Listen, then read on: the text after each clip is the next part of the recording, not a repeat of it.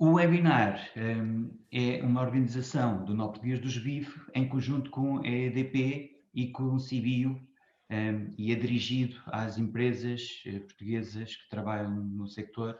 Nós temos também parcerias, temos participações de outros países.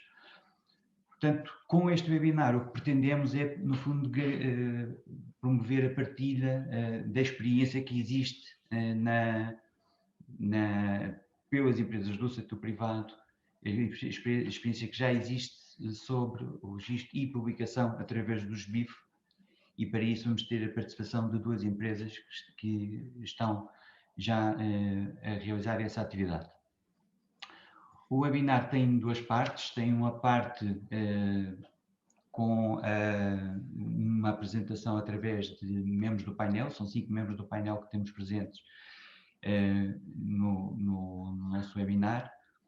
O primeiro será o Tim Hertz. Tim Hertz é diretor adjunto do SBIF Internacional, do Secretariado Internacional do SBIF, fala português e, portanto, vai fazer uma primeira intervenção sobre o SBIF. Temos depois da EDP o João Madeira, que tem sido uma das pessoas pivô neste processo de publicação de dados. Teremos seguidamente uma intervenção pelo Pedro Beja do CBio. O Pedro Beja é diretor adjunto do CBio e também o responsável da Cátedra de Biodiversidade EDP, que está sediada nesta unidade de investigação.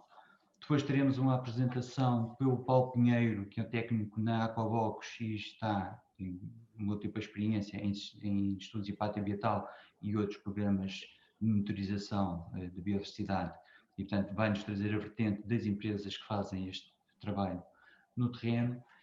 E finalmente eu farei uma pequena intervenção sobre o próprio processo de publicação de dados. O webinar está a ser gravado.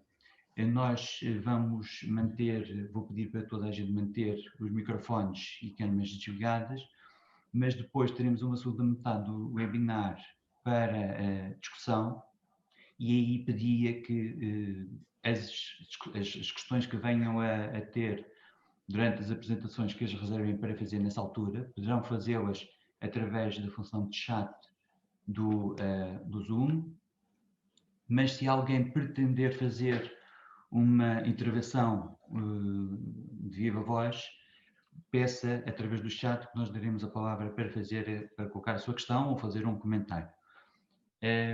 Nesta altura temos 46 participantes, foram 80 os que se inscreveram e vamos esperar que eles possam juntar. O nosso programa, como vos dizia, tem 5 intervenções iniciais e depois uma componente de discussão. Estamos a gravar o webinar para mais tarde podermos apresentar em vídeo para a consulta posterior. Sem mais demoras, iria avançar então para a primeira intervenção, que será pelo Tim Hertz, que eu vou convidar para fazer a partilha de ecrã.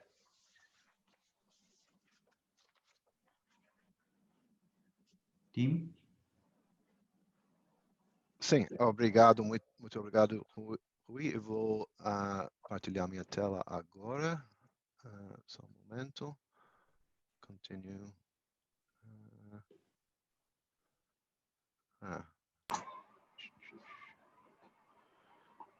Desculpa, it says this will stop other screen sharing. Do you want to continue? I'm continuing. Ok, pronto. Faltava isto. Okay. Agora já deves conseguir. Ok, agora vou tentar de novo.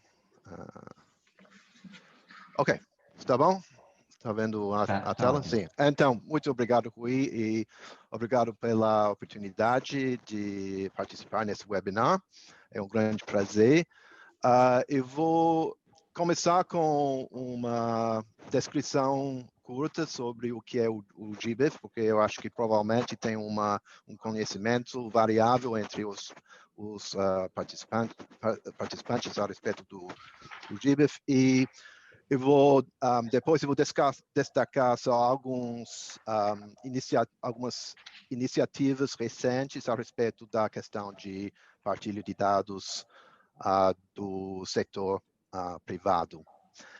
Então, para começar, o que é o GBIF? GBIF é uma rede intergovernamental e é um infraestrutura de dados para a investigação, para a pesquisa e para as políticas. É uma colaboração voluntária entre governos e instituições por meio de um memorando de entendimento. Não faz parte formal, por exemplo, do sistema de ONU, mas atua como uma organização internacional.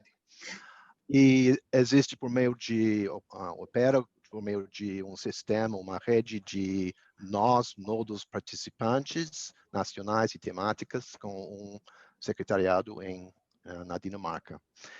E dá para ver da tela central, isso é só a página de entrada do gbif.org, nossa plataforma principal, e dá para ver com os números que lidamos com volumes de dados grandes. O primeiro número mostra que agora tem mais de 1,6 bilhões de recordes, de registros de ocorrência compartilhados por meio do sistema do GBIF. E esses recordes, esses dados estão sendo partilhados de mais de 1.600 instituições publicadoras, ou seja, instituições que fazem o esforço e voluntário de partilhar os dados por meio do GBIF. E funciona mais ou menos como pode dizer, uma janela sobre as evidências a respeito de onde e quando as espécies vivem e viveram. E isso se trata de evidências de tipos muito diversos. Por exemplo, dá para ver no lado esquerdo, por exemplo, isso inclui dados com origem de coleções da história natural, espécimes digitalizados, observações de monitoramento, por exemplo, mas também observações de cidadãos, literatura, sensoriamento remoto, e cada vez mais dados que têm origem no monitoramento do ambiente por meio das sequências de DNA. E todos esses tipos de evidências podem ser integrados por meio de padrões comuns de informática. E com isso é possível de integrar, indexar e publicar todos os dados na plataforma do GBIF.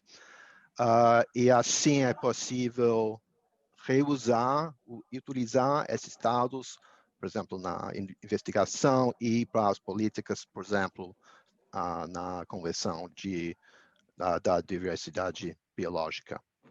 Isso basicamente é o sistema, infraestrutura muito simplificada que é o GBIF. E em termos do uso, porque é necessário e importante juntar toda essa evidência em um lugar só. Isso facilita usos em várias categorias que têm a ver com as soluções necessárias nas grandes questões de desenvolvimento sustentável. Por exemplo, e talvez mais óbvio, pesquisas e políticas que têm a ver com conservação, áreas protegidas, espécies ameaçadas, espécies invasoras, etc. Mas também outras áreas talvez não tão óbvias.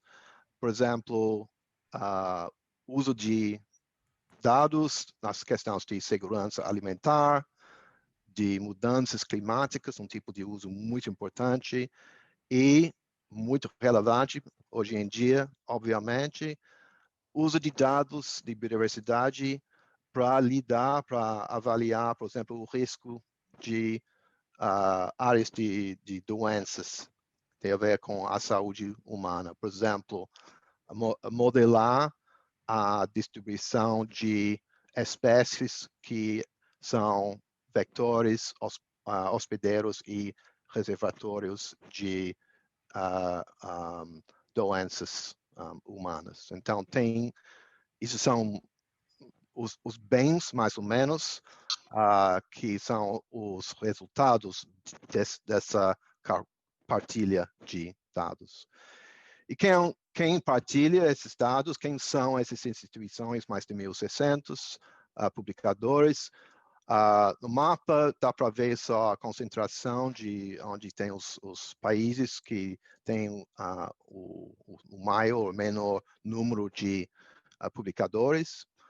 E isso se trata de, por exemplo, museus, instituições de investigação, agências governamentais, redes de ciência cidadã. Isso é responsável por um número muito grande dos recordes dentro do GBIF, ONGs, redes de dados temáticas, por exemplo, que tem a ver com dados de espécies marinhas, de agrobiodiversidade e de DNA. E, finalmente, um grupo que ainda é uma minoria de nossos publicadores, mais crescentes, e que são as empresas e consultoras privadas. Em termos de essas iniciativas recentes que eu mencionei no começo, um desses é que acabamos de atualizar um documento que é que provê diretrizes para a publicação e partilha de dados do setor privado por meio de avaliações de impactos ambientais. Isso é uma revisão de um documento que nós publicamos alguns anos atrás, com parceria do IAIA, International Association for Impact Assessment, e já colocamos esse documento para revisão em novembro, e agora estamos finalizando esse documento para ser um guia para dar as diretrizes na questão de o processo de partilhar os dados do setor privado. A segunda iniciativa muito importante para nós é que, recentemente, a rede dos Equator Principles, que é uma colaboração internacional entre os bancos, o sistema financeiro, introduziram um novo compromisso especificamente sobre a questão de partilha de dados sobre a biodiversidade. Dá para ver lá como é escrito agora nova edição do Equator Principles. Will encourage the client to share, financial institutions will encourage the client to share commercially non-sensitive project-specific biodiversity data with GBIF and relevant national and global data repositories. Então, isso é um incentivo para nós muito importante, que agora tem um compromisso a respeito de muitos bancos do mundo para incentivar os clientes, as empresas privadas para compartilhar os dados através do GBIF. E a terceira iniciativa, que é muito nova, só começou agora, nos últimos dias, é uma iniciativa com parceria com o AFD, que é a Agência Francesa de Desenvolvimento, e é uma campanha, uma nova iniciativa que se chama Data for Nature, e a ideia é incentivar os bancos de desenvolvimento públicos para mostrar as vantagens de adotar políticas para compartilhar todos os dados dos projetos que eles estão financiando. E eles fizeram, a AfD fizeram uma análise mostrando que só no caso dos projetos deles, só se eles agregam os dados juntados nos projetos que eles financiam nos países que dá para ver nos mapas, isso ia agregar uma proporção expressiva, importante, em termos acima dos dados que já existem no GBIF nesses países. Então, é uma demonstração que tem um potencial muito importante se todos os bancos de desenvolvimento adotarem essas medidas e essas políticas, isso ia contribuir um volume e tipos de dados muito importante para agregar o conhecimento mundial sobre a biodiversidade. Então, muito obrigado pela atenção. Muito obrigado, Tim, por este bom sumário daquilo que é os BIF e do que tem sido o desempenho da rede e o foco que existe agora no setor privado. Eu ia desde já avançar para pedir ao João Madeira, da EDP, que fizesse a sua intervenção. João, darás partilhar o ecrã quando queiras e fazer. Sim, obrigado, Rui, obrigado, Tim, bom dia a todos. Permitam-me só então aqui preparar aqui a apresentação. Partilhar o ecrã. Estamos a ver. Sim. É só pôr em modo de apresentação. Sim. Ok. Bom, bom dia a todos, como disse. Este tema é importante, sobretudo para a EDP, e ao longo da apresentação vão entender isso. Posso começar por dizer que, portanto, no contexto do declínio mundial da biodiversidade, o time já abordou isso um bocadinho, os dados de ocorrência e da mudança de espécies são fundamentais para uma estratégia de conservação e de mitigação. E agora que termina o prazo de uma das metas, da meta 19, da Convenção para a Diversidade Biológica, isto era entre 2010 e 2020, parece-me importante relembrar o que invoca e o que nos traz aqui hoje, que é a promoção e a partilha de conhecimento e valores de biodiversidade. E quer dizer, termina este prazo agora em 2020, mas como o time disse, e vamos ver também ao longo da apresentação, há outras iniciativas que vão ajudar a continuar esta estratégia e esta importância de partilha de biodiversidade. Como podem ver, e de facto a biodiversidade é de acordo com o mais recente relatório de riscos do World Economic Forum, como podem ver aqui nesta imagem, e já vinha a ganhar força nos anos anteriores. A perda de biodiversidade é já uma certeza, e veja-se a posição que tem o enquadramento de impacto e de probabilidade, e portanto é já um dos top 3 dos riscos para o World Economic Forum. E é oportuno referir também que foi anunciado durante a semana passada que a EDP integrou a iniciativa do Act for Nature e que está alinhada com a nova estratégia de biodiversidade da União Europeia para 2030, e de facto uma das premissas assinadas é a integração de temas de biodiversidade na estratégia corporativa.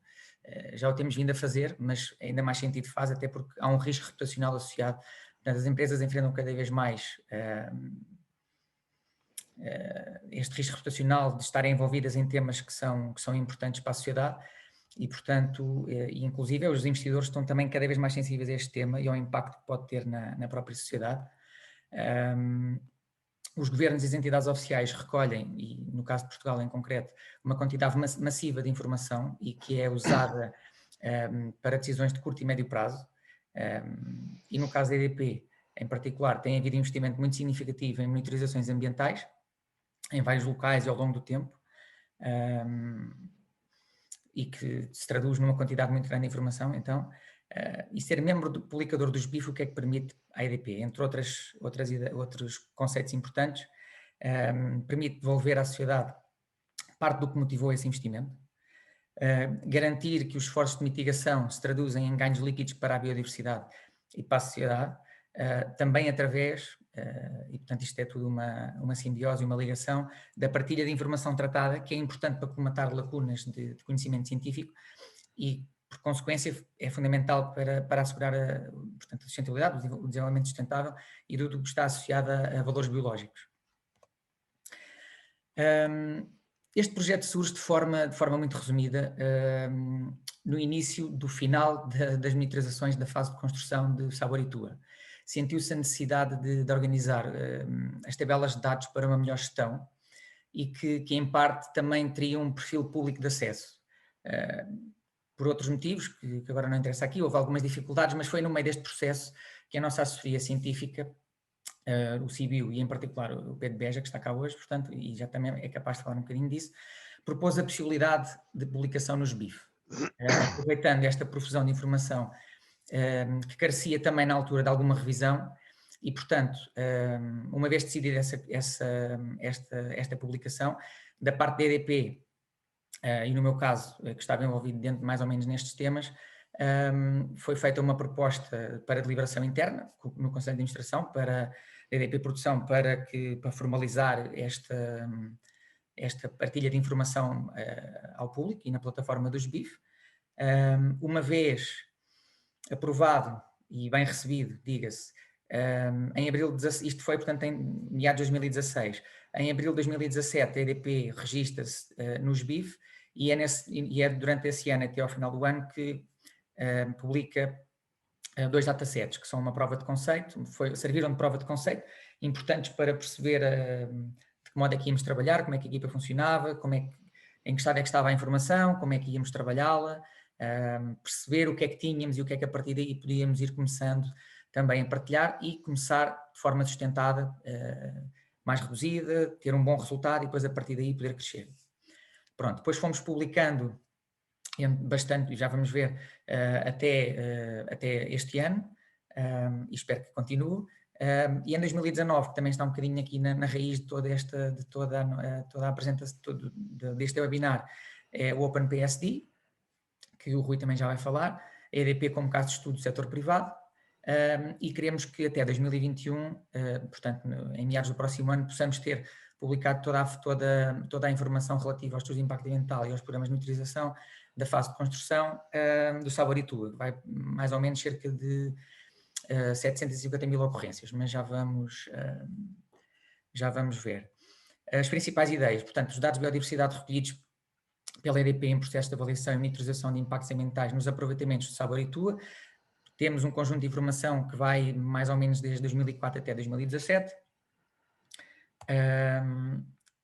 Tem sido fundamentalmente feita uma recuperação, organização e revisão exaustiva desta informação. Foi também importante nesse sentido para um bocadinho arrumar a casa, entre aspas, e termos aqui a informação definitivamente revista, organizada e fechada. Foram analisados vários conjuntos de dados, cada qual envolvendo metodologias próprias e com especificidades em termos do tipo de dados recolhidos. A Aqualogs também certamente tocará nestes temas, no caso específico deles. Foi necessário um trabalho exaustivo também, portanto, de organização e padronização, porque é também uma das grandes forças dos BIF, é que está tudo convertido num só modelo, no Darwin Core. Portanto, é tudo comparável entre si e permite ter essa relação entre valores biológicos. E foi uma escolha acertada por tudo isto e por representar, sobretudo, esta prova de conceito alargada depois a todos os estudos pré-exploração do Saboritua, uma área enorme e com diversos valores biológicos. Portanto, estamos a falar desde fauna, flora, habitats, ecossistemas aquáticos. Portanto, tem aqui um grande enquadramento de valores biológicos significativo, para além de estarmos a falar num período de mais ou menos 10 anos. O meu papel tem sido muito mais de gestão do lado da EDP, fazer estas pontes dentro da equipa, formada, portanto, por mim, pelo Pedro Beja e pelo Tiago Moiras do CIBIO e pelo Rui. E que, em suma, e após decisão da informação que mais faz sentido no momento, começamos por converter por Darwin Core, enviar para as equipas que fazem o trabalho de campo para rever o âmbito, metadados, e por fim temos a publicação. Aqui só um exemplo rápido de como é que a informação aparece no site dos BIF. Depois convido todos a uma simples procura por BIF EDP no Google, acedem rapidamente. Mas pronto, dá para ver como é que nós temos a informação organizada nos BIF. Serve também, portanto, repositório é importante. E depois toda esta questão relativa aos metadados, que é também muito importante e fundamental para termos um acesso transversal e ao longo do tempo, sempre que queramos, e depois, obviamente, para a comunidade científica ou para quem quer usar, ter essa padronização e essas referências bem estabelecidas. E, portanto, como eu disse, reforçar a importância dos BIF enquanto repositório de informação que está revista, que está corrigida e tem metadados. E essa revisão, no fundo, também assenta e assegura os acordos institucionais que garantem que as partes envolvidas neste processo, desde que começou, portanto, na administração da EDP, da EDP Produção, que aprovou e que está completamente dentro do barco, até aos parceiros que participam na produção da informação e que concordam com a publicação dos dados e com os termos da mesma. Portanto, temos tudo definido até à publicação. Aqui algumas estatísticas rápidas dos dados publicados desde a prova de conceito até hoje. Temos quase 650 mil ocorrências, 78 datasets e 48 citações, já em artigos ou outros trabalhos que usaram esta informação. Tem sido, sobretudo, fauna. Vai haver agora um investimento grande, lá está, até 2021 vamos tentar concluir toda a parte de flora e alguns habitats, portanto a distribuição taxonómica das ocorrências tem sido sobretudo esta. Tem havido um aumento significativo das ocorrências publicadas ao longo dos anos, temos vindo a crescer e que de facto satisfaz ver que o trabalho está a correr bem e que há já aqui uma dinâmica muito positiva de publicação de informação e já estamos completamente oleados neste processo. Portanto, começámos com os 2 datasets de prova de conceito e depois lá está associado ao número de ocorrências publicadas, mais datasets têm vindo a ser publicados ao longo dos anos, dos últimos 3 anos. E como disse, temos já temos mesmo 40 citações com investigadores de todos estes países dentro destes temas, desde a agricultura, ciências de biodiversidade, ecologia, saúde humana, lá está, fitogenética, entre outros, e sobretudo em revistas de editoras importantes dentro da comunidade científica e não só, e portanto tem sido muito positivo nesse sentido. E como disse, deixem-me só ver aqui, portanto isto foi distribuído, estes 40 citações, 31 em artigos científicos, em revistas científicas, 5 documentos de trabalho, um relatório e outros de documentos mais genéricos. Desafios e próximos passos. Portanto, para já, e neste momento, os dados da componente faunística da fase de construção dos 2 aproveitamentos estão praticamente concluídos e agora o esforço vai ser dirigido para as componentes de flora e dos organismos aquáticos. Temos também em análise, e creio que vai correr bem, a hipótese de publicação de informação relativa aos programas de monitorização atuais da fase de exploração. Ainda está a ser discutido, pronto, vamos avaliar. E também avaliar a possibilidade de alargar este projeto a outras empresas do grupo e a mais geografias, acho que faria todo o sentido. Mas lá está, vamos ver neste curto, médio prazo, se conseguimos alargar, acho que faria todo o sentido. E fazia todo o sentido, pegando aqui um bocadinho nestes prós e contras, ou nestes aspectos mais positivos e negativos. Começo pelos mais negativos. Portanto, existe ainda uma barreira psicológica sobre os custos da transparência neste tipo de temas, e acho que é importante e faz todo o sentido, como vimos ao início. Portanto, a biodiversidade é um dos temas que está na ordem do dia e para as empresas faz todo o sentido ter uma abertura nesse sentido. Ainda há alguma falta de homogeneização e estrutura em alguns dados de base, que é importante. Agora, nestes da fase de exploração, já é muito mais fácil porque nós, no nosso sistema de informação geográfica interno, esse trabalho já foi feito, já foi previsto, as equipas estão muito mais sensibilizadas para estes temas, a informação já nos chega de maneira mais organizada e será mais fácil, mas de qualquer modo, e alargando um bocadinho para as outras geografias ou para outras empresas, admite que possa existir este problema, e existe também dentro da EDP Produção, e, portanto, esta relação de benefício mútuo, ou seja, olhar novamente para os dados, organizamos e podemos publicá-los, e, portanto, será sempre um ponto positivo. E lá está, e depois adaptar questões contratuais para ajudar na recolha, no processo desde a fase de recolha, com as equipas, com os prestadores, etc. E, portanto, positivo, obviamente, é aprender com a partilha, e tem sido, de facto, tem sido uma curva de aprendizagem brutal com este processo dos BIF, de partilha de dados. O valor reputacional para a EDP, seja para Dow Jones, etc., é importante, até porque serviu agora de referência para o OpenBSD e para outras empresas do setor privado possam beber da nossa experiência. Reforçar o processo de integração e de organização de dados, obviamente, está na base de tudo. Desenvolver o investimento feito sobre esta informação, devolver o investimento feito sobre a informação, isto também acho que é fundamental. E do nosso lado também, lá está, temos um repositório validado e pronto a usar em relação, numa relação, ou seja, nós temos o nosso SIG interno, temos informação lá, mas também podemos beber a informação que está nos BIF, tem essa capacidade, e, portanto, como eu disse no vídeo de promoção, é uma win-win situation para todos, e acho que faz sentido. Agradeço a todos, e em especial à equipa, ao Tiago, ao Pedro e ao Rui, que foram fantásticos, e que assim continue. Obrigado. Obrigado, João. Foi uma excelente perspectiva daquilo que tem sido o envolvimento da EDP e como é que elas têm empenhado em servir de exemplo, que é o que tem acontecido até agora para esta necessidade da promoção dos dados, da publicação dos dados pelo setor privado. Eu agora ia convidar o Pedro para fazer uma intervenção sobre como é que estes dados podem ser importantes para complementar toda a mobilização de dados que tem acontecido noutros domínios, e qual é a relevância que isto tem na interação ciência-empresas, ciências-setor privado. Pedro. Boa tarde. Bom dia, aliás. Estão-me a ouvir? Bem. Sim, estamos a ouvir. Bom, eu vou tentar ser rápido. Quando o Rui me pediu para falar sobre esta temática, eu estava a pensar sobre o que é que podia dizer que os outros não dissessem, e não dissessem eventualmente melhor do que eu. E, portanto, decidi falar menos de biodiversidade e decidi falar sobre a razão pela qual nós estamos todos aqui enfiados, cada um na sua casa,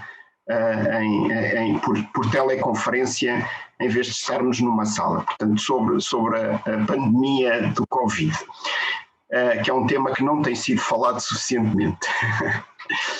O que acontece é que temos estado aqui fechados em casa, sob uma pressão imensa, e talvez nos tenha passado ao lado, a par das coisas horríveis que têm acontecido, desde as mortes, os contaminados, as pessoas doentes, o caos económico.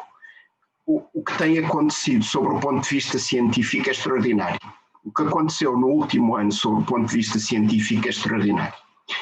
E é extraordinário e tem em grande parte a ver com a forma como os dados que foram recolhidos em todo o mundo têm sido abordados e têm sido partilhados. Porque, ao contrário do que tem acontecido, claro que isto não é sempre assim, tem havido a nível mundial uma partilha extraordinária dos dados e da informação para fazer face a esta pandemia horrível que nos tem estado a acontecer. O primeiro genoma do vírus do Covid foi sequenciado no dia 5 de janeiro de 2020. Na altura, o governo chinês não queria libertar essa informação, queria manter a informação secreta. No dia 8, começaram a aparecer notícias de que estava a haver um vírus com determinadas características que poderia causar problemas substanciais, e portanto não podia continuar a manter secreta a informação, e o primeiro genoma do vírus do Covid foi publicado no dia 11 de janeiro, 6 dias depois de ter sido sequenciado. E foi o ground zero de uma partilha imensa de informação. Desde esse dia, foram sequenciados mais de 200 mil genomas de vírus do Covid que foram postos online quase imediatamente e que têm sido usados para, por exemplo, fazer a vacina que, passado 11 meses, está pronta ou tem estado a ser aplicada. Passar de um vírus cujo genoma é sequenciado em janeiro para uma vacina que é feita em novembro é um feito extraordinário.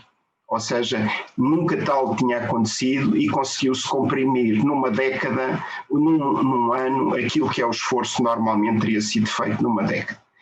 E tudo isto teve a ver com, ou tudo isto, ou em parte, teve a ver com a capacidade dos investigadores e dos vários organismos colocarem online, disponibilizarem a informação que estava a acontecer, que estavam a partilhar. Isto não foi só com os genomas, também os dados epidemiológicos dos contactos, dos números de pessoas que morreram, do número, onde é que estavam a morrer, onde é que havia as contaminações, foram sendo disponibilizados e permitiram criar e parametrizar os modelos epidemiológicos que, melhor ou pior, guiaram a resposta que tem sido feita.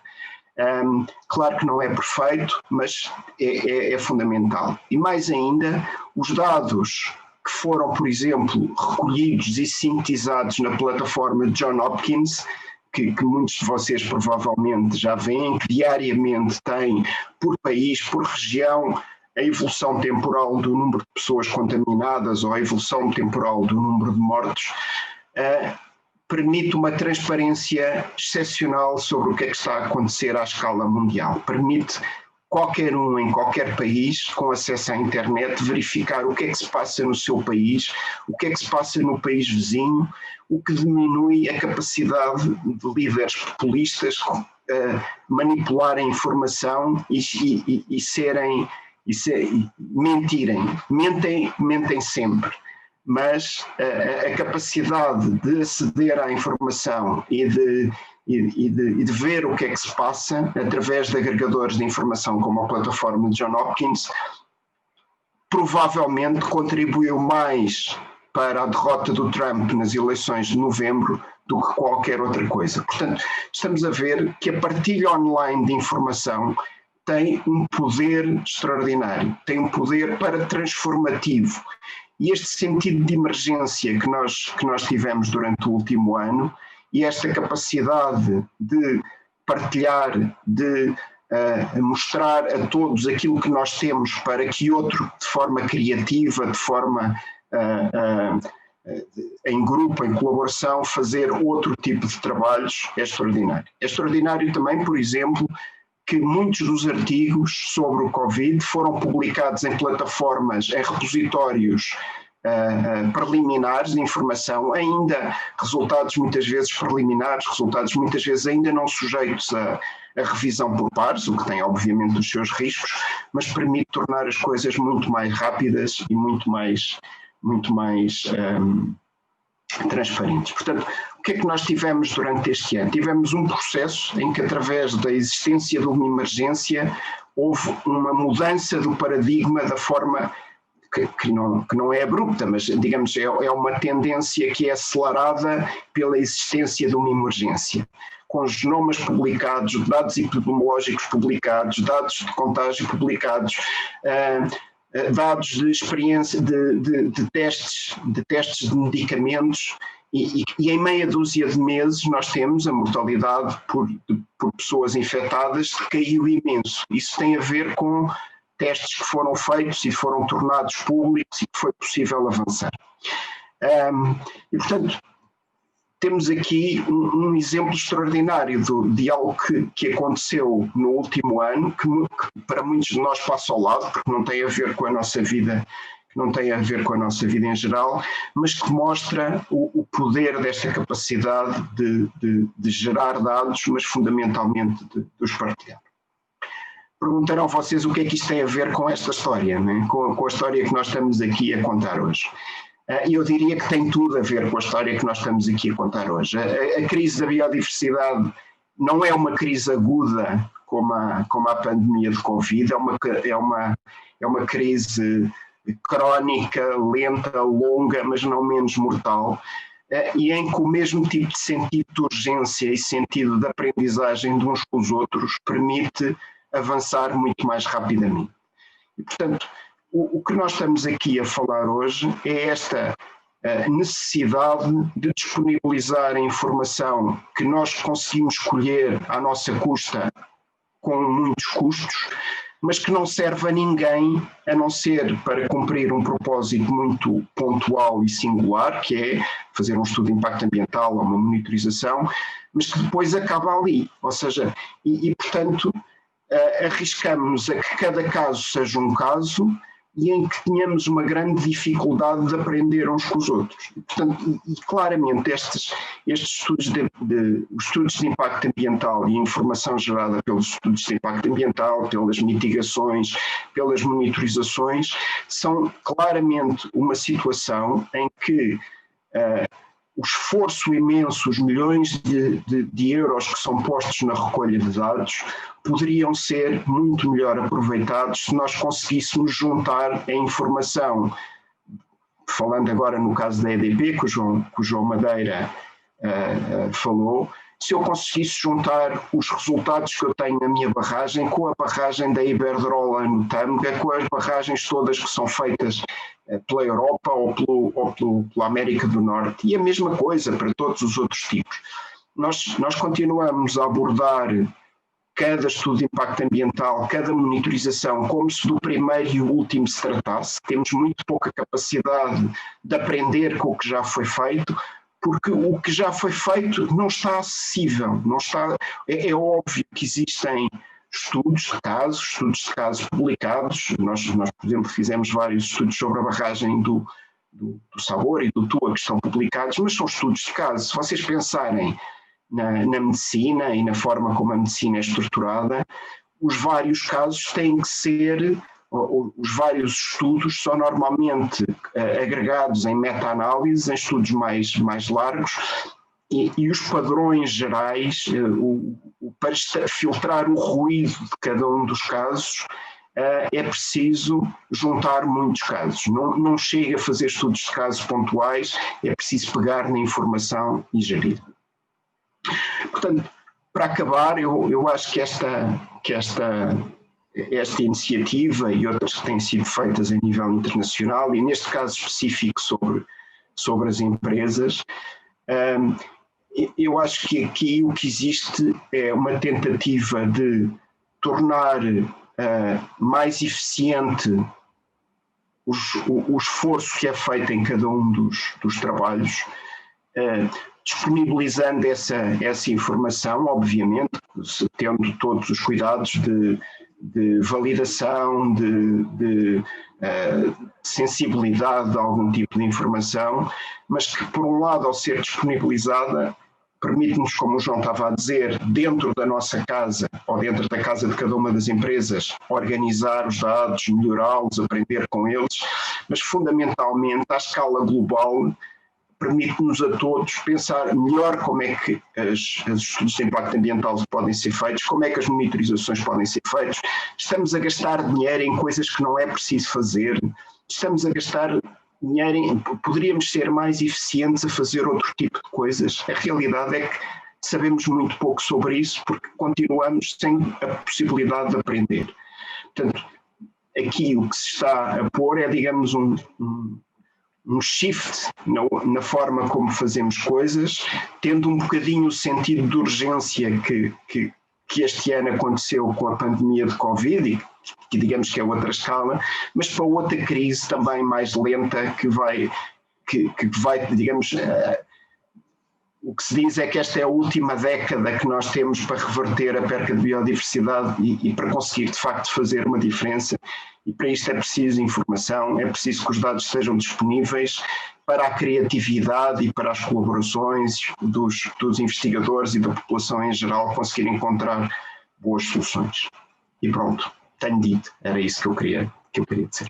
Obrigado, Pedro. Acho que é um excelente paralelo que fizeste entre a crise global que estamos a ter agora na área de saúde e a crise da biodiversidade que temos estado a acompanhar com os olhos mais ou menos semicerrados, e também da eficiência no uso de recursos que a partilha de dados pode fazer. Eu ia pedir ao Paulo Pinheiro agora, do ponto de vista de uma empresa que faz os estudos, que está no terreno, partilhar connosco quais são as suas ideias sobre esta possível eficiência e tudo mais. Ok.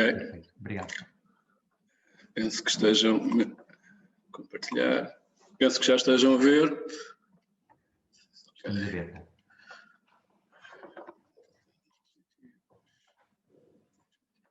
Ok.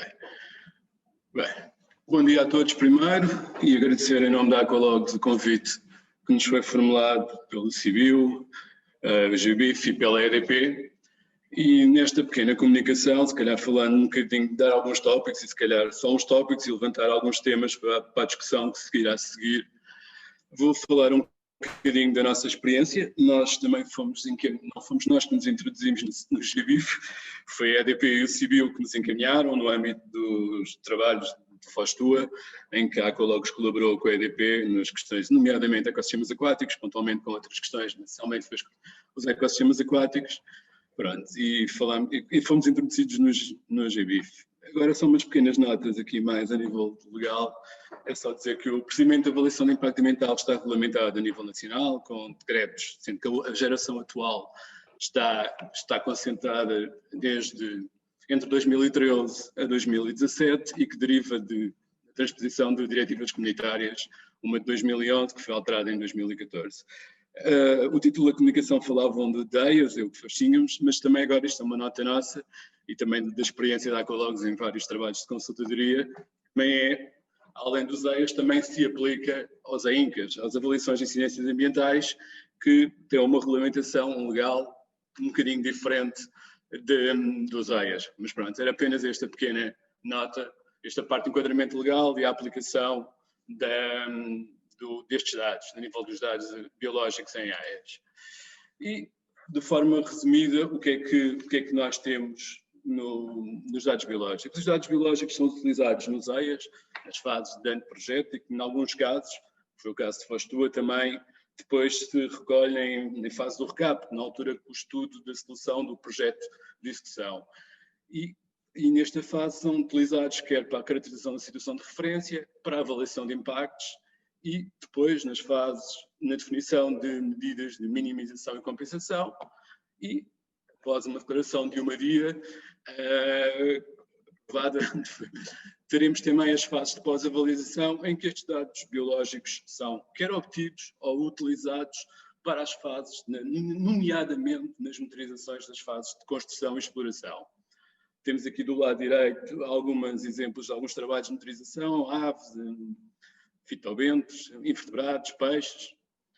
E estes dados, como é que eles são utilizados? Essencialmente são utilizados resultam de amostragens de campo, as clássicas amostragens, que muitas vezes são usadas, outras vezes não, e que são complementadas com a consulta de uma vasta panóplia, por vezes há, outras não há, de bibliografia técnico-científica. Aqui temos artigos científicos, dissertações, relatórios de várias índoles, documentos internos de autoridades estatais, outros EIAs, etc. É uma vasta panóplia temos que procurar uma vasta panóplia de documentos para completar a nossa informação e ter a melhor fotografia possível da área de estudo em que estamos a fazer o EIA em si.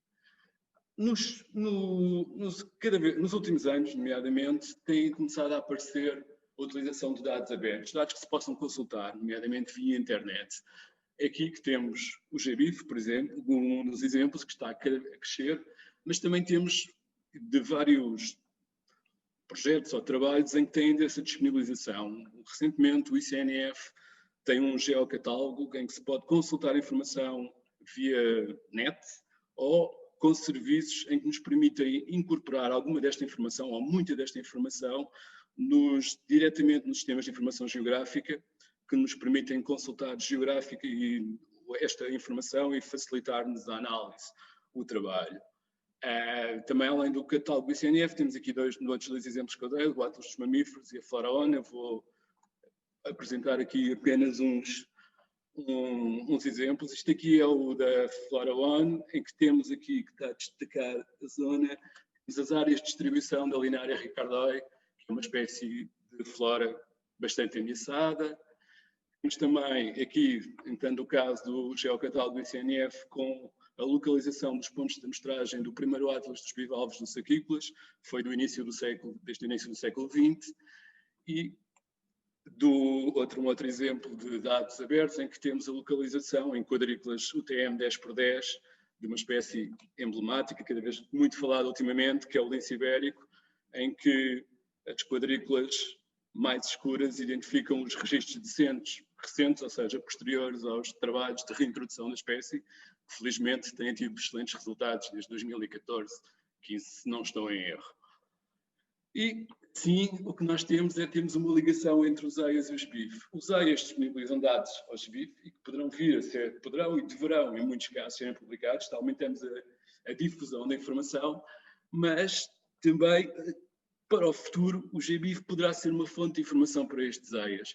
É uma forma de conseguirmos ter um incrementar da informação para os nossos trabalhos, e dizemos que EIAs, mas qualquer outro tipo de relatórios técnicos, ou mesmo científicos.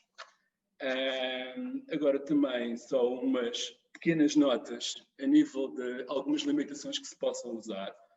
Isto é uma opinião pessoal, mas eu acho que enquanto não houver uma emissão de uma DIA, falando no caso concreto dos impactos ambientais, acho que deve haver alguma restrição na publicação à sociedade em geral destes dados.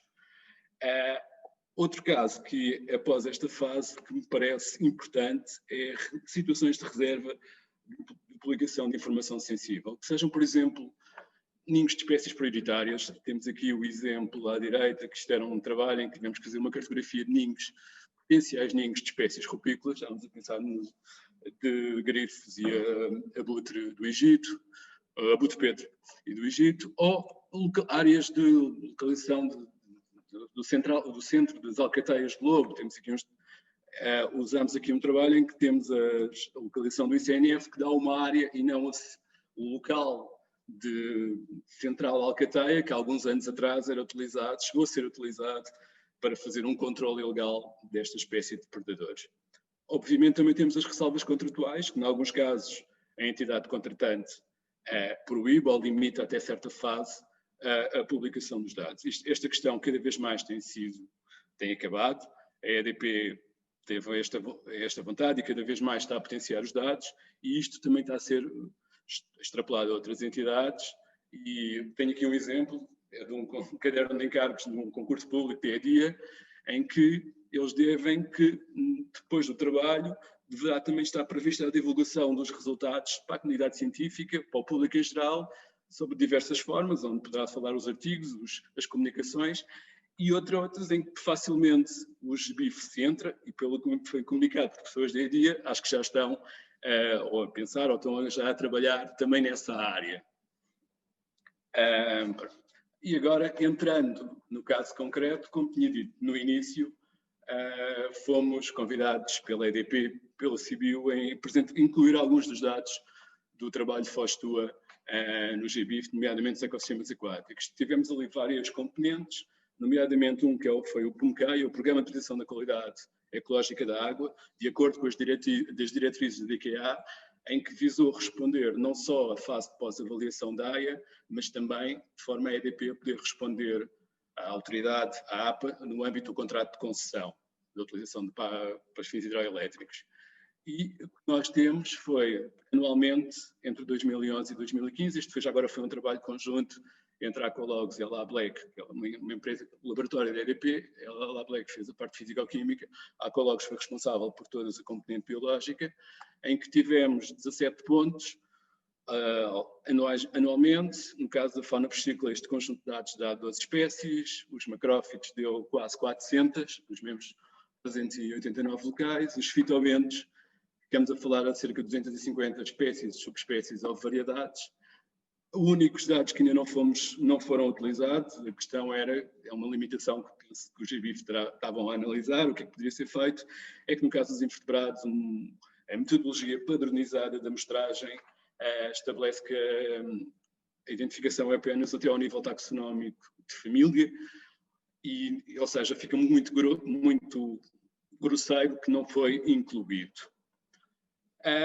Outros dados que nós também foram incluídos foram estudos complementares efetuados no ano de 2011, no âmbito do aditamento do RECAP de Foz-Tua, em que tivemos também para a fauna piscícola uma avaliação mais vasta do que apenas no Rio Tua e os seus primeiros afluentes. Fomos também pequenas tributárias, tentar perceber o que é que existia.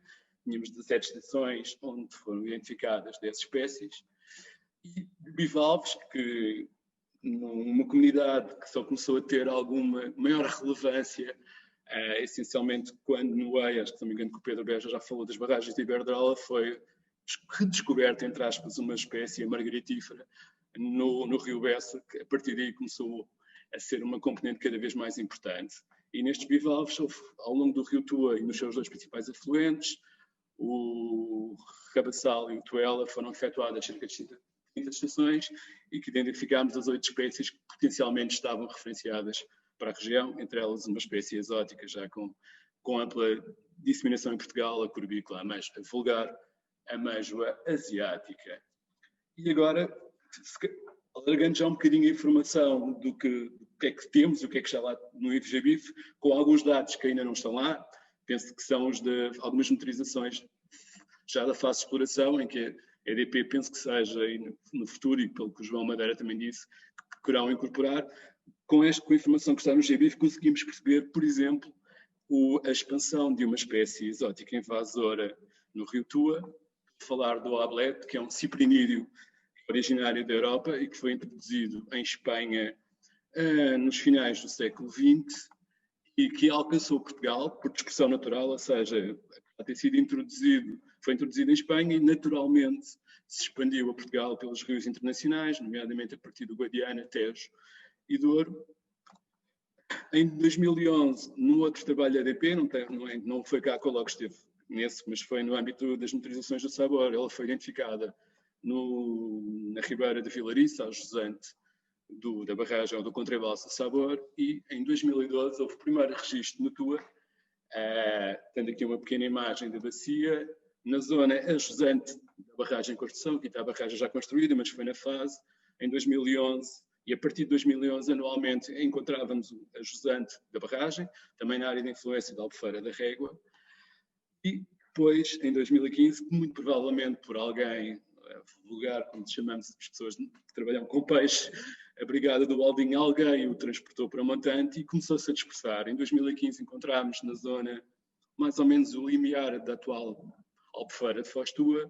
Em 2016 começou a subir um bocadinho mais, 2017 chega à zona de Frechas e em 2018 praticamente colonizou o Rio Tua. Pensamos nós que ainda não passou para os afluentes, porque nem todas as barragens sentem impactos negativos. O açude do Ponte Mirandela, que cria uma zona de recreio em Mirandela, provavelmente estará a impedir que esta espécie esteja a progredir para Montante. Passando agora de um caso de uma espécie exótica para uma espécie potencialmente com interesse de conservação, a lampetra de Riacho, uma pequena lampreia, não é aquela que se come com amplo interesse gastronómico. Esta é uma pequena espécie que tem o estatuto de criticamente em perigo, ou seja, o mais elevado a nível de estatuto de conservação, que apenas, e no âmbito de um trabalho do início de 2010 a 2012, num Plano Nacional de Conservação da Lampreia do Riacho, o género Lampetra, foi apenas identificada uma população na bacia do Inha, uma pequena bacia da margem esquerda do Douro, junto à Foz. E em 2011, para grande surpresa nossa, apanhamos um exemplar, estamos nós perdidos, no Rio Tinhela, que este ano, no âmbito de uma medida compensatória, voltámos a apanhar 2 e depois, em conversa com uma equipa da FCUL, que ia lá fazer umas amostragens ao Tua, tinha-os sugerido para estarem com atenção e no Rio Tinhela, no Rio Culcos, que é o principal afluente do Rio Tinhela, que é esta zona que estou a identificar a vermelho, no sul setor terminal, apanharam cerca de 6 exemplares. Ou seja, muito provavelmente vamos ter uma população desta espécie criticamente em perigo. Pensamos nós que seja a Planarium, no entanto, acho que esses exemplares, há algumas barbatanas exemplares que foram já recolhidas e no âmbito do novo livro vermelho será analisada potencialmente, ou seja, no âmbito dos trabalhos de Fostua foi identificada uma espécie que, numa zona que não era expectável, com alguns registros constantes que nos poderão indicar uma relevância ecológica deste registro. E agora, por fim, algumas considerações finais. Estes trabalhos, a divulgação destes trabalhos disponibiliza um maior volume de informação para futuros AIAs, ou assim como outros trabalhos de cariz técnico ou científico, relatórios, teses, etc. e tal. E, se calhar, entrando agora na questão dos AIA, da avaliação da AIA em si, possibilita afetar um maior número de recursos à avaliação dos impactos, que é a parte nobre, diria eu, da avaliação de impactos, ao invés de, como é habitual, se incidir o trabalho na recolha de dados de campo. Até poderia-se dizer, de forma mais, dizendo que a avaliação de AIA como instrumento de apoio à decisão ou de licenciamento, em muitas situações, se houvesse boas bases de dados, seria necessário a recolha de bases primárias, utilizando assim a informação existente e centrar, como já tinha dito, na avaliação de impacto este trabalho. Isto é o que acontece com muitos dos outros descritores dos AIAs, em que, por exemplo, o clima, o que se usa habitualmente, não se recolhem dados, usa-se as séries do IPMA e analisa-se aí e faz os trabalhos. Obviamente que também o aumento do volume e da disponibilização desta informação facilita o processo de decisão às autoridades da DAIA, da avaliação de impactos. E, por fim, mais umas pequenas notas. Obviamente, a disseminação destes trabalhos também potencia a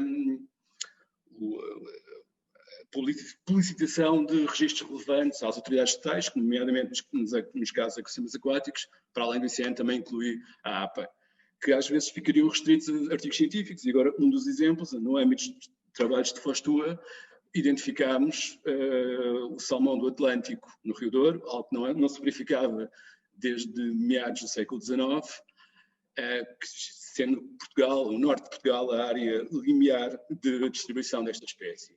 Obviamente, também fomenta esta informação, disponibiliza conhecimento a técnicos e a grupos de interesse, também informação à sociedade, o que pus o exemplo de um dos trabalhos em Portugal com ampla divulgação, o portal da Biodiversity for All, e por fim, se calhar também agora a parte mais comercial, além de uma promoção técnica e científica da entidade que recolheu os dados, neste caso a Aqualogs, e com a publicação destes dados no GBIF também nos permite uma outra coisa, que é quando fazemos alguns trabalhos de cariz científico, também os podemos citar, visto que os dados no GBIF têm um DOI. E aqui temos alguma coisa que nós também vimos fazendo, e temos aqui dois exemplos de trabalhos publicados em revistas científicas com entidades, o grupo EDP, o ICNF e o IPMA, do lado esquerdo, e está do lado direito, um trabalho que fizemos entre a Aqualogs e a EDIA, nomeadamente mais do que trabalhos de EIAs, é mais as motorizações. E por fim, se calhar também uma parte que é mais uma diferenciação comercial, não a parte dos EIAs em si, mas se calhar alguns tipos de dados. A Aqualogs usou alguns destes dados e estes trabalhos que fez, alguns de cariz científico, para em 2015, 2016, ter obtido uma acreditação pelo Ministério da Ciência e Tecnologia e pelo Ministério da Economia como idoneidade a nível de trabalhos de investigação e desenvolvimento em certas áreas, que estão aqui identificadas, em que esta questão nos dá uma vantagem comercial, é que, não a nós diretamente, mas aos nossos clientes, trabalhos que nos contratem que tenham componente de investigação e desenvolvimento, esses mesmos clientes, contratantes, poderão submeter essa componente de trabalho a benefícios fiscais no âmbito do CIFID, que é um sistema de incentivo fiscal ao desenvolvimento empresarial. Os EIAs ensinam algumas componentes de trabalhos, nomeadamente que nós tivemos em Fostua, tem esta componente de investigação e desenvolvimento, algumas soluções que foram desenvolvidas. E é tudo. Obrigado. Queremos à espera de respostas. Muito obrigado, Paulo. Um pedido para a partilha. Sim. Obrigado, foi um excelente paralelo entre aquilo que é o trabalho que tem que ser feito no âmbito dos estudos, mas também o contributo que este dá para o aumento do conhecimento científico. Nós já acabámos o nosso tempo que havia para apresentações. Eu tenho estado a acompanhar o chat, tivemos algumas questões, mas que podem ser respondidas rapidamente, portanto, penso que valia a pena fazer a apresentação que eu tinha prevista sobre aspectos mais práticos ou operacionais de como é que uma empresa se pode tornar publicadora de dados. E, portanto, para isso vou fazer a partilha do meu ecrã para esta apresentação, que vou tentar rápida.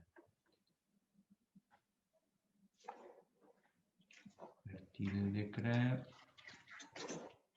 Ora bem, como é que então podemos avançar para a publicação de dados? Nós, no âmbito do OpenPSD, fizemos um esforço para conseguir criar um conjunto, um corpo de documentação e de ferramentas que ajudam as empresas a entrar neste mundo da publicação dos dados, da partilha dos dados, mas usando muita experiência que existe já na publicação de dados por outras entidades públicas ou privadas. Nós, no projeto OpenPSD, fizemos uma espécie de grupo de trabalho, um consórcio, que junta 5 nós, SBIF, os nós do SBIF Espanha, que é o coordenador do projeto, do SBIF Colômbia, o SBIF Noruega, o SBIF Portugal e o SBIF Espanha, mas também temos, e é muito importante, a participação neste espécie de consórcio, 2 empresas, a EDP e a Aspat-Vayak, que é uma empresa de consultoria da Noruega, e ainda o parceiro científico, que é o CIBIB. Quando abordamos este tópico da publicação de dados por empresas, achamos que era necessário criar um discurso específico para as entidades empresariais. E, portanto, para conseguir atraí-las para este processo, porque é uma coisa que não está muitas vezes no core da atividade das empresas, mas que tem benefício. Portanto, para dar esse conhecimento desses benefícios, foram criados 2 materiais promocionais, este vídeo que está aqui a aparecer e também um panfleto que está disponível no domínio público e, portanto, pedia que as empresas pudessem não só aceder a eles, com estes links que aqui aparecem, mas também de fazer divulgação, mesmo internamente, nas próprias empresas. Criamos também um documento que ajuda as empresas a arrancar com o processo de se tornarem publicadoras de dados. A publicação de dados através dos BIF é feita por instituições, não é feita em nome individual, não há pessoas em nome individual a publicar dados, e portanto é importante que a empresa, ao registar-se, tenha consciência dos requisitos que são necessários, do esforço que é necessário, e este documento, como é que uma empresa se pode tornar publicadora de dados, é uma espécie de guia que ajuda a empresa a perceber o que é os BIF e a conduzir o processo interno para a publicação, para a autorização, para o seu registro como publicadora de dados, até porque muitas vezes o contato que é feito pelas empresas nos BIF é feito a nível de departamentos ou de responsáveis de área, mas é importante que a empresa, ao nível da administração, tenha conhecimento dessa participação. E, portanto, o documento é um template, é um modelo que pode ser facilmente adaptado para criar documentação interna que permita a autorização do registro da empresa quanto publicadora.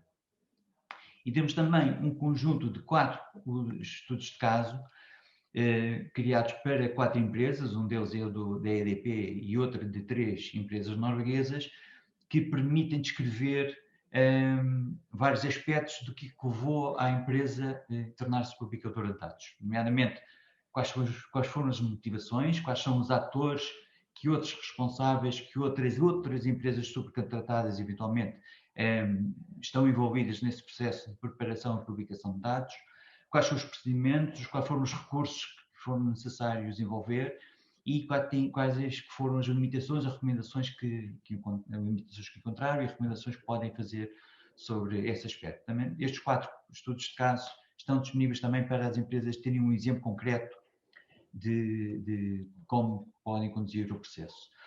A publicação de dados é um processo que aqui parecem 7 passos, mas que é mais simples do que aquilo pode parecer. Qualquer empresa, como disse, para tornar-se publicadora tem que se registrar nos BIF. E feito esse registro, partir para a preparação dos dados para a publicação. Essa preparação significa adequar os dados ao formato Darwin Core, já vamos ver o que isto significa.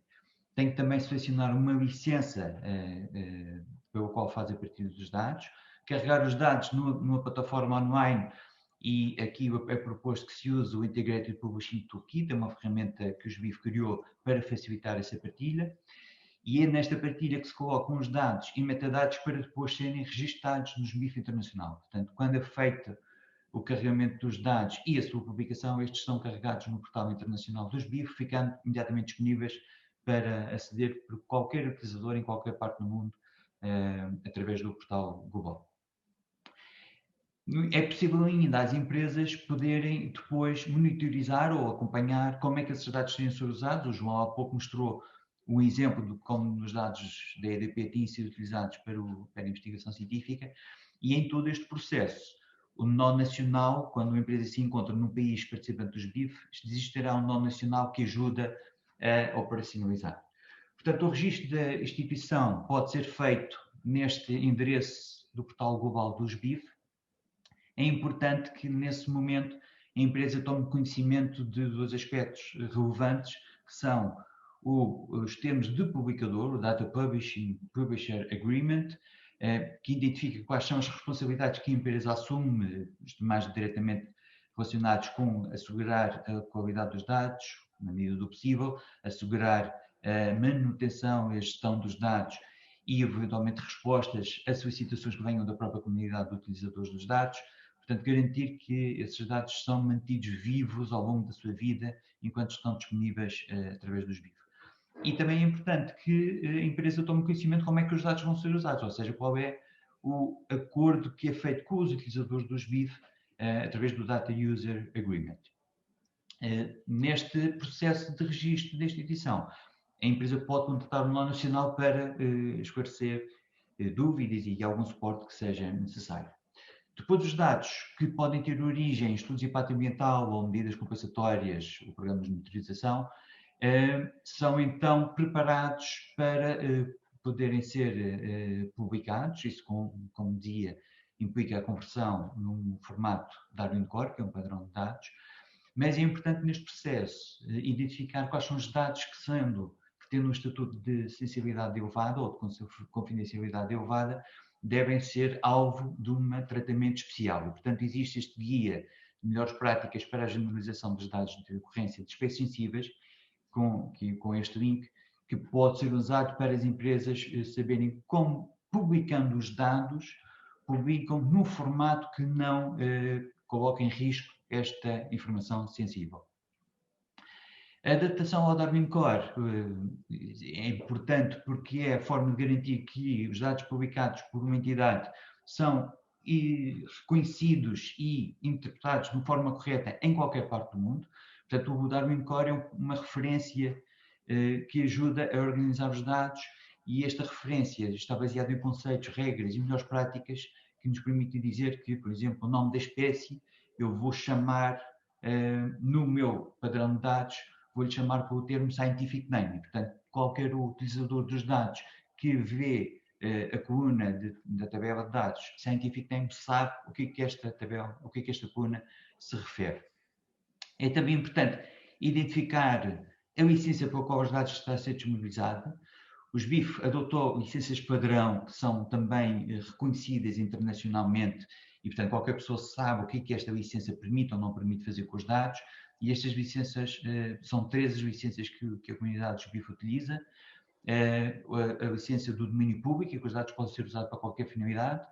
A licença para domínio de acesso aberto, mas com um pedido de atribuição, pedido de citação, que é o CC BY, e finalmente a licença que também pede a citação do uso, mas impede o uso comercial. Esta licença já não é uma licença de acesso aberto. Qualquer instituição, quando publica os dados, deve definir o conjunto de dados que a licença adota. Depois, os dados são carregados para a plataforma que vai disponibilizar depois ao SBIF Global. Esta plataforma é o Integrated Publishing Toolkit, onde vamos colocar os dados formatados segundo o padrão Darwin Core, e também os metadados, que são a descrição sobre aqueles dados. Os nós GBIF dos países que são participantes dos GBIF apoiam normalmente neste processo, não só disponibilizando a plataforma, como se vê aqui, para o nó português, o ipt.gbif.pt, mas também dando formação sobre todo este processo de preparação dos dados em Darwin Core e também a utilização da plataforma IBT. O nó português dos GBIF tem um programa de formação onde tem regularmente cursos para a aprendizagem deste processo. E então, finalmente, os dados são disponibilizados online. Estou a usar aqui um exemplo de um dataset publicado pelo EDP, que depois de tornados públicos, o publicador poderá acompanhar como é que esses dados têm sido utilizados e, portanto, pode ver qual tem sido o número de citações e artigos científicos, o número de descarregamentos e tem sumários sobre os dados. Portanto, este é o acompanhamento da vida do conjunto de dados após a sua publicação. E, portanto, este era um resumo do processo. Nós temos agora um momento para abrir a discussão no nosso webinar e, portanto, podemos aprofundar alguns desses aspectos, como outras questões que queiram colocar aos nossos intervenientes. Temos aqui um pedido de intervenção por Luísa Rodrigues. Eu vou pedir à Luísa que faça a sua questão ou o seu comentário, que depois podemos... Bom dia, estão a ouvir, certo? Bom dia, Luísa. Obrigado por ter intervido. Luísa, pode falar. Eu gostava de falar de alguns pontos que me fui lembrando, claro que alguns já me vêm a preocupar desde sempre, porque pronto, já tive algum contacto com o Rui Figueira sobre os BIF, e para mim eu acho esta partilha de dados extremamente importante. Acho que de facto é por aí que nós devemos ir para o futuro. Preocupa-me muito particularmente a qualidade dos dados, porque esta validação dos dados é extremamente morosa, quer nos dados que são apresentados individualmente aos BIF, quer quando vão buscar dados, trabalhos já publicados, os quais também muitas vezes não foram validados ou não foram bem validados, e, portanto, começamos a ter um volume muito, muito substancial de dados com os quais não temos a certeza do que existe. Pronto. E isso é um problema que teremos que pensar como é que vamos avançar, porque, sobretudo,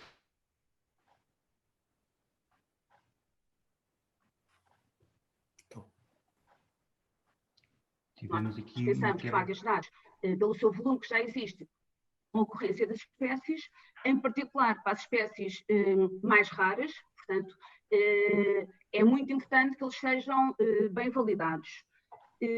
Também me preocupa, eu gostaria de chamar a atenção também, portanto, nós no ICNF recebemos os relatórios de impacto ambiental e recebemos depois os relatórios de monitorização. Por vezes fazemos comentários às espécies que são apresentadas, ou portanto, quaisquer comentários que sejam feitos, eu gostaria de saber, quer dizer, portanto, se calhar não são as pessoas que estão aqui a começarem a dizer, mas temos que pensar se de facto esses comentários depois são vertidos nas bases de dados, portanto, se elas são alteradas tendo em conta os comentários que são feitos, porque a base de dados inicial que é apresentada muitas vezes depois é passível de ser alterada porque algumas espécies mais complicadas não têm uma identificação correta. Também será importante ver, portanto, nem todos os dados têm o mesmo nível de fiabilidade, assim, os dados que são recolhidos por pessoas com mais experiência e, sobretudo, os que são recolhidos na mão têm uma fiabilidade muito maior do que aqueles que são recolhidos, por exemplo, no caso dos morcegos, por detectores de ultrassons, portanto, nem sempre permitem uma identificação correta, e mesmo que os técnicos estejam a pensar que é essa, muitas vezes, de facto, porque é uma técnica que ainda hoje tem bastantes limitações. Gostaria, portanto, enquanto estávamos aqui a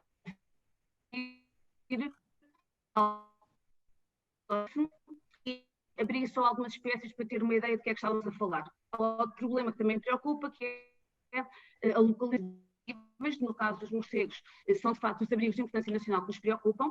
Portanto, eu vi que Os dados que eu entretanto, vi, todos têm coordenada, mas não tem indicação sobre o número de indivíduos que foi observado. Portanto, se essa informação não for pública, não vejo problema em se divulgar os abrigos, porque, de facto, é informação válida. Agora, se os dados que estão nos BIF publicamente podem, de algum modo, significar que as pessoas podem ir ver um abrigo que tem 10 mil morcegos, por exemplo, de facto, isso levanta um grave problema, tal como os ninhos das rapinas, os alcateiros, também foi falado nestas apresentações. Não sei se, mas é assim, tendo em conta... eu ia pedir para abreviar, porque se calhar temos outras questões depois. Tudo bem, pronto. Uma última questão. Dos relatórios que estão disponíveis ali, vi também que estão, por exemplo, citadas espécies cujo nome, portanto, espécies que já não são dadas por Portugal, foram substituídas por outras e são documentos recentes. Portanto, toda esta informação tem que ser, de facto, validada com muito cuidado. E era só. Obrigada. Obrigado, Luísa. Eu ia perguntar se alguém do painel quer responder. Posso? Sim. Tentar ser rápido porque não temos muito tempo. O problema da qualidade dos dados, eu acho que, em primeiro lugar, não é um problema exclusivo dos dados publicados pelo setor privado. E é um problema mais ou menos inevitável, quer na área científica, quer nos organismos oficiais, quer no setor privado. Há sempre erros e esses erros podem ser corrigidos. O facto de eles estarem públicos até os torna mais fácil de serem corrigidos, porque permite a quem percebe verdadeiramente o assunto detectar erros. E o sistema tem capacidade para corrigir erros, ou seja, nós podemos, quando há identificação de erros ou quando há problemas que são identificados, pode-se alterar ou publicar uma nova base de dados em que é o release 2, o release 3, o release 4, onde assumidamente se diz o que é que ficou corrigido. Portanto, esta atualização e correção de dados à medida que vão sendo detectados os erros, mais do que desejável, é possível, é desejável e é feita. Relativamente às espécies sensíveis, eu julgo que o time Erros já mostrou, portanto há regras para generalização dos dados, e que têm que ser aplicados, ou seja, níveis de rapinas, colónias, etc., têm que ser postos com coordenadas generalizadas. Por exemplo, podem ter coordenadas à centena de metros, ou ao quilómetro, ou aos 10 quilómetros, o que seja. Portanto, é algo que pode ser feito. Depois, o outro aspecto é que os metadados documentam como é que os dados foram recolhidos e, portanto, não é só ir buscar uma base de dados de morcegos, digamos, porque lá diz se eles foram recolhidos por observação individual, se foram recolhidos na mão, quem é que os identificou, como é que os dados foram, se é por ultrassons ou não é por ultrassons. Portanto, todos esses dados são claramente identificados como é que são recolhidos e qual é o seu nível de precisão. E depois, neste como numa série de casos, cabe também a responsabilidade do utilizador de verificar quais são os dados que têm qualidade necessária para o tipo de trabalho que está a ser feito. Por exemplo, se eu tiver a querer ver padrões de biodiversidade à escala global, pequenos erros de distribuição ou pequenos erros de localização não me são muito importantes. Se eu tiver a fazer um trabalho sobre uma zona concreta, posso querer contactar o produtor de dados para saber se de facto aquela espécie ocorreu lá, como é que ela foi identificada, etc. Portanto, aqui há também uma responsabilidade do utilizador e da forma como os dados são utilizados. Muito rapidamente é isto, não sei se querem complementar. Eu não tenho mais nada a acrescentar, acho que tu tocaste os pontos todos que eram importantes. Eu ia tentar colocar outra questão ao painel, foi uma questão que o Ricardo Tomé colocou, que pergunta, e talvez esta pergunta seja para o João Madeira, se é possível ter uma indicação do grau de esforço que é necessário para adaptar a informação que já existe nas bases de dados das empresas ou empresas de consultoria ao formato SBIF. O João poderá responder, talvez como complementado pelo Pedro ou por mais alguém. Eu acho que faz sentido mais depois na parte mais concreta dos dados em si, mas o grau de esforço, eu comecei por referir que a prova de conceito foi importante para percebermos precisamente o grau de esforço que poderíamos vir a ter para perceber que metodologias, que capacidade de resposta poderíamos ter às necessidades de publicação e às regras da publicação. Tivemos a vantagem de ter na equipa, portanto, o Pedro Beja e o Tiago Murias, que conheciam portanto, o universo ou a coleção que estava aqui em jogo para começar a ser publicada. A própria escolha dos datasets que vão sendo publicados tem a ver um bocadinho também com esse grau de esforço que implicam na altura de quando é que, por exemplo, podemos querer publicar, mas se calhar vamos fazer um conjunto de dados em detrimento de outro, porque se calhar é mais fácil neste sentido, ou despacha-se a um conjunto de escritores, ou um conjunto de coleções, pronto. Mas lá está, a prova de conceito foi importante para começar a perceber como é que podemos dar essa resposta e as metodologias que podemos vir a ter assentes num projeto como este. E depois vai-se ganhando competências de publicação. Neste caso, é o Tiago que tem feito esse trabalho de transformação para Darwin Core, de voltar a falar com as equipas para reverem alguns problemas que nós próprios às vezes identificamos, alguns erros que identificamos e se colmatam, se reavaliam, é novamente revista toda a parte dos metadados que está em relatórios ou que é necessário rever por um ou outro motivo, também porque o SBIF assim o exige, mas o grau de esforço tem a ver um bocadinho com, ou seja, nós estamos aqui a falar de 10 anos para uma área enorme, para vários escritores, e portanto isto tem sido paulatinamente, tem sido feito um esforço regrado, porque isto exige tem de facto uma exigência na transformação que se vai ganhando ao longo do tempo, obviamente. Portanto, o Tiago está muito mais ágil neste momento com as transformações. O Pedro também falou nos comentários na questão do script. Há scripts que fazem essa transformação, mas depois também depende de em que estado é que está a informação original que se quer trabalhar. Por exemplo, eu referi há pouco na minha apresentação que no caso dos dados de construção, no caso do sabor tínhamos tido alguns problemas porque não controlávamos diretamente o prestador. Agora no caso de Fostua a informação já foi muito mais bem enviada e estava muito mais bem organizada, e no caso de agora dos dados de exploração já há de facto um modelo de dados orientado, será muito mais, e já está estabelecido que seja sempre assim agora durante toda a exploração, e portanto uma vez definido um script será muito mais fácil depois ter uma rotina muito mais fácil. Mas pronto, lá está, o esforço vai sempre depender da quantidade de informação que se tem, dos objetivos que se tem, e do tempo que se tem e da mão de obra que se vai ter. Porque neste caso eu não estou a publicar diretamente, esse é um tema que é importante, só vou acabar, Rui, é um tema importante para nós porque nós temos ainda muita outra informação para colocar, muito tipo de informação, temos outras empresas, outras geografias, que é nosso objetivo, e portanto também temos que parar um bocadinho para pensar, ver todo a coleção, todo o repositório que nós temos internamente, o que é que precisa de ser trabalhado, e portanto da nossa parte também começa aí uma nova fase do projeto. Mas pronto, lá está, depende sempre de fazer aqui uma avaliação prévia de toda a informação que se dispõe e do que é que se pretende. Obrigado, João. Eu estou consciente do tempo, já chegámos ao nosso limite, mas eu não gostava de irmos embora sem fazer uma pergunta ao Tim Hertz. Tim, estás-me a ouvir? A pergunta é especificamente sobre qual é que é a estratégia que os BIF têm para o futuro na interação com as empresas. Por exemplo, existirá alguma vantagem em reconhecer as empresas que têm capacidade em tratar a informação segundo padrões de dados, que na interação com outras ferramentas? Qual seria a estratégia a desenvolver relativamente à interação com as empresas?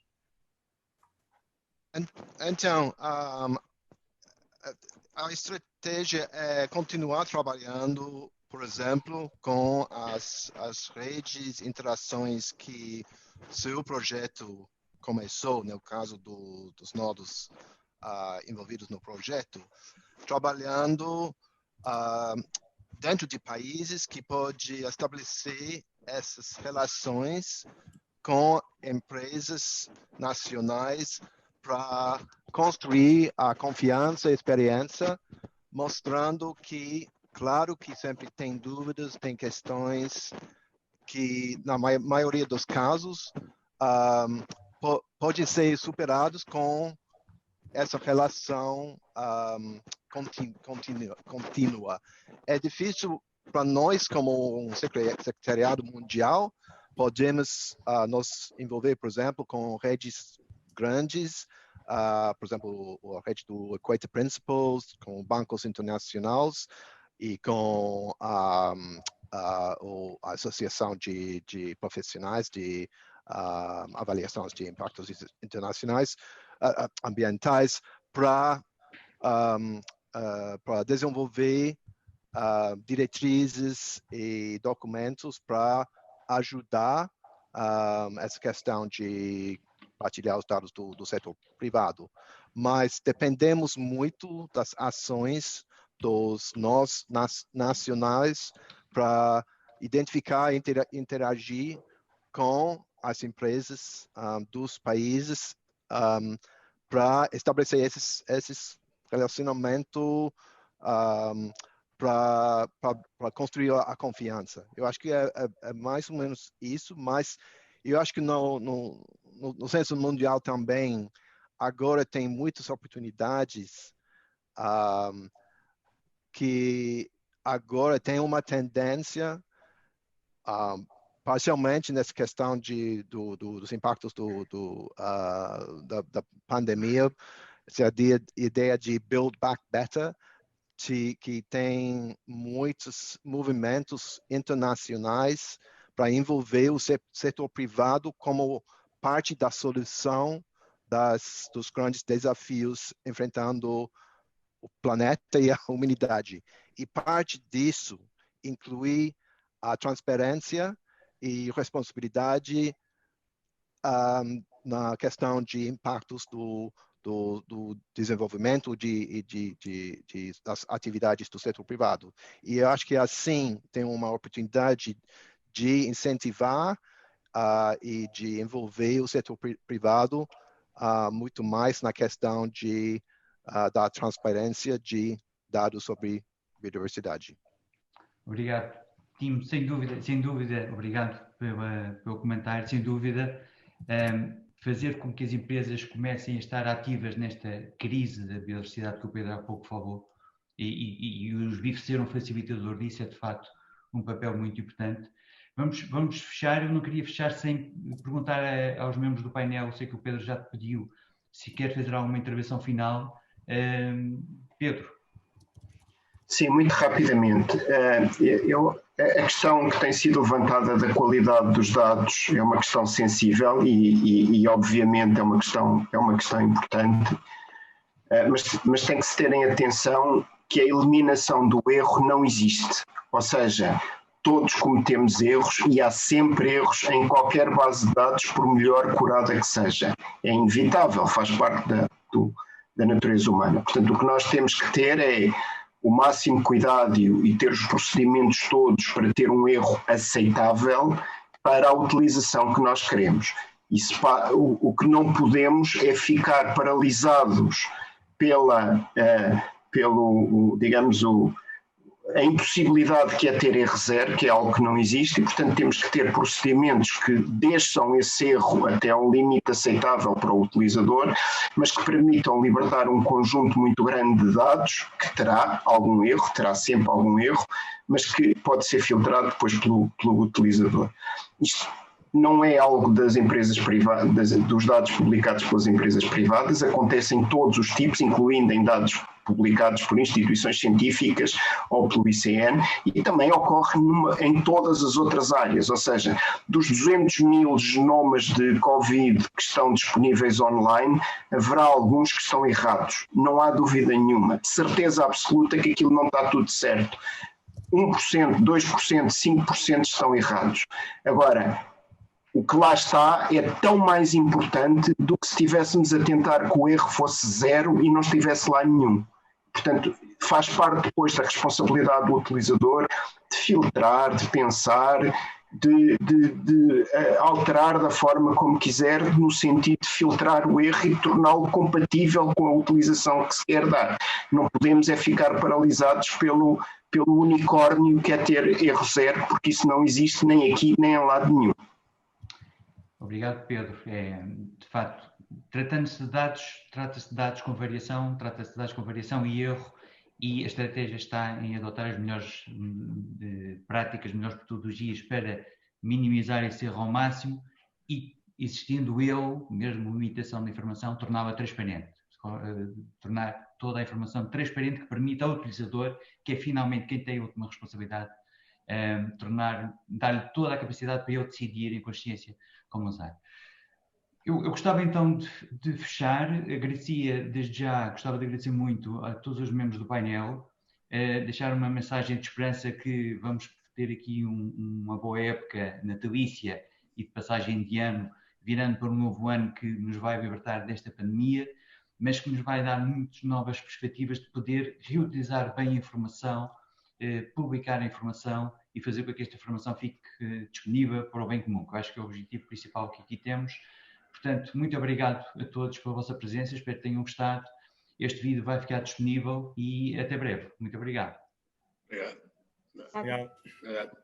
Tchau. Obrigado a todos. Obrigado a todos. Boas festas. Obrigado. Obrigada.